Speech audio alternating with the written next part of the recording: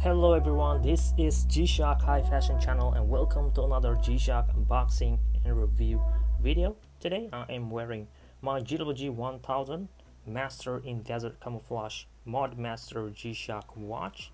Pretty cool, right? And we're gonna have a look at the basic G-Shock watch today, and that is this guy. If you are a loyal viewer to the channel, you already know that I already reviewed this, and all these models that you are seeing at the back. If you haven't watched the video yet, please do look it up in my video archive. Anyway, today will be this basic model that literally looks similar as this guy. This is the DW-9052, a very basic model. In this case, had already been customized into a red positive display. And if you want to know how to customize this into the way it is, I already made a video talking about that as well. So if you want a negative display, if you want a blue display, or if you want a green digital display, you could do that as well. Just check the video and I already explained that. Anyway, back to this very model. As you guys could already see, they are exactly the same looking. Let me bring it up close. However, this one is a vintage model and non-JDM version, and the reason how I was able to figure it out is by looking into this perfect Bible and also by looking into G-Shock Japan website. I looked it up for this model in this magazine and I couldn't find it at all. If you guys do find it, let me know. But regardless, I don't think they will be available in G-Shock Japan website or even from this perfect Bible as well. And that is why I have to make this video, even though it looks very simple, but I cannot find it up there. This model was intended to be a non-JDM release, and it is also was made outside of Japan. For example, if you want to get this DW-9052, you can still do by going to the link in the description box below. In this case, it will be made in Casio China factory. However, for this very model, let me bring it up close, having a look at the back now. Most vintage model will come in this style of backplate stamp, very simple. Unlike this guy, will have more complicated design and placement. In this case, simple. Again, DW-9000 DW-9000 stainless steel back, water resistant to also 20 bar, operates on Casio 1659, shock resistant structure, and made in Malaysia. I believe this is not the first time as well I made a G-Shock unboxing or review video of a G-Shock watch that was made in Malaysia.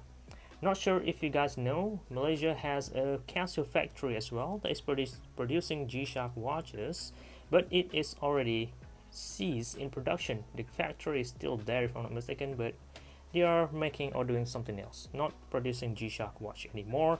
Today we have Casio G-Shock factory in Thailand, in China, in Japan, and one more, if I'm not mistaken, just newly added in Vietnam as well.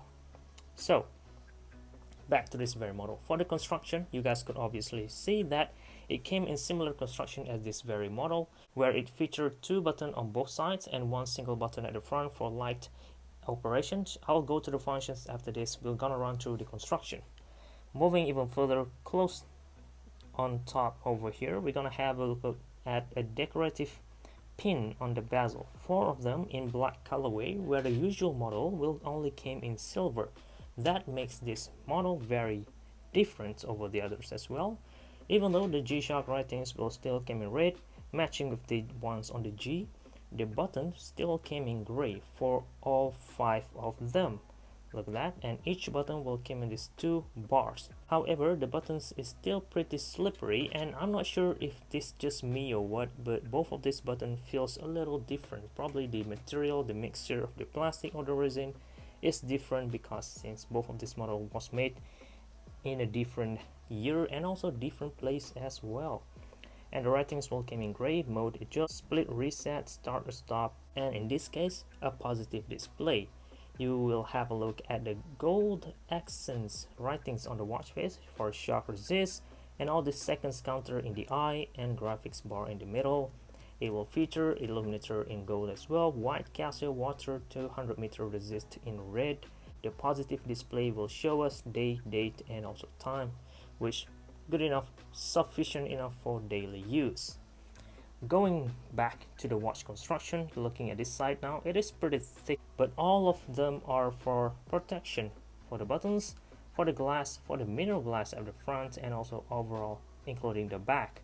In this case, was protected with this cloth watch band added into this model through this watch adapter, which is different compared to other models on the market as well. In this case, it has a G-lide stamp on top, and I believe I already reviewed a G-Shock watch before that's featured an extreme. You guys could see now that both of this watch adapter is different in construction, and I like it a lot. Most G-Shock watch today, if not all of them, will feature similar design adapter, so it kind of looks lazy to me. So I like these vintage models a lot now. Look at that, white and black, similar, but they are different. It looks much more rugged in my opinion. Going down even further, the watch band that you are looking at right now aren't the original watch band. I take this cloth band out of this G-lide model and I use it into here because it matched. This one also came with a G-lide watch adapter, so I figure it should match, and the colorway also matched very well as well, because we have a white tab on this cloth band, G-lide in black and G-Shock in red. I love this type of cloth band because it feels really solid, it feels very secure, but you guys already knows that it is really thick. This is not the common watch band, but it is indeed really solid, tough, and match very well with the overall idea. G-Shock, a tough watch. So that is as far as the construction and design. Let's have a look to the functions now. Again, at home timekeeping, date and time, the graphics animations in the middle just for graphics, just for fun. Some people consider it to be a waste of space, but I gotta say that what makes Casio G-Shock unique compared to other models on the market, and it makes the watch less boring as well. So that's something.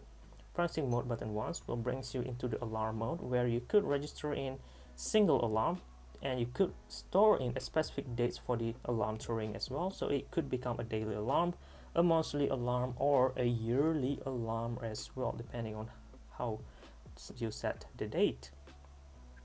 Pressing mode button again will bring you into the countdown timer mode. In here you will have a countdown timer range all the way to 24 hours, which I believe sufficient enough. At the same time, has a timekeeping feature still letting on top. This TR will be for mode indicator. Pressing mode button again will bring you back to home time. Pressing the mode button thrice, you will enter the stopwatch or chronograph function. In here, it works similar to most G-Shock watch. Just press this lower right button to start the chronograph function. Split reset as being indicated on the bezel. Split off, split again. Second place, time display. Start, stop, and reset.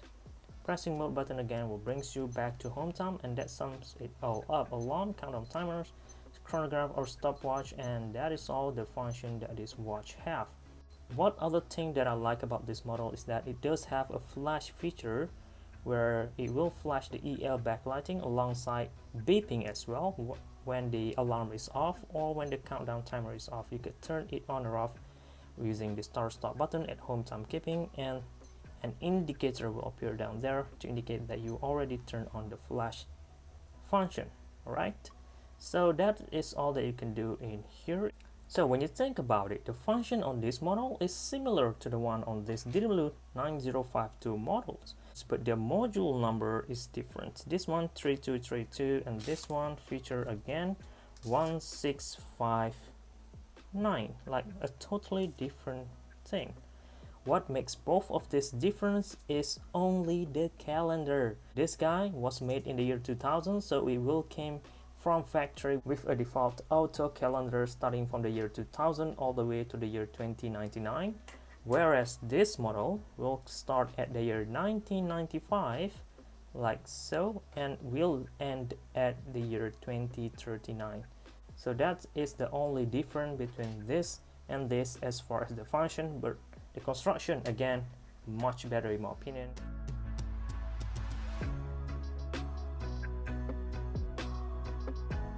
Let's proceed to the wrist check.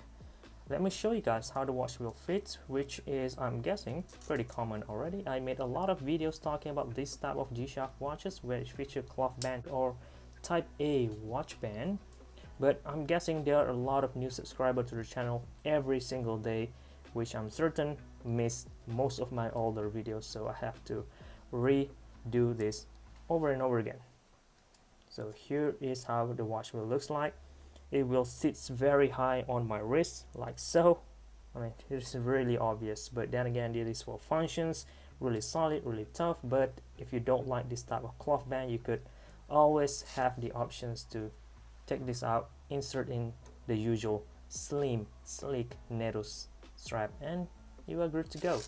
Alright, that sums up all the things that I have to share or talk about this DW-9000 series G-Shock watch, a very rare model. I hope you guys found this video a little bit useful, informative, and entertaining as well. Thank you very much for watching. This is G-Shock High Fashion channel, and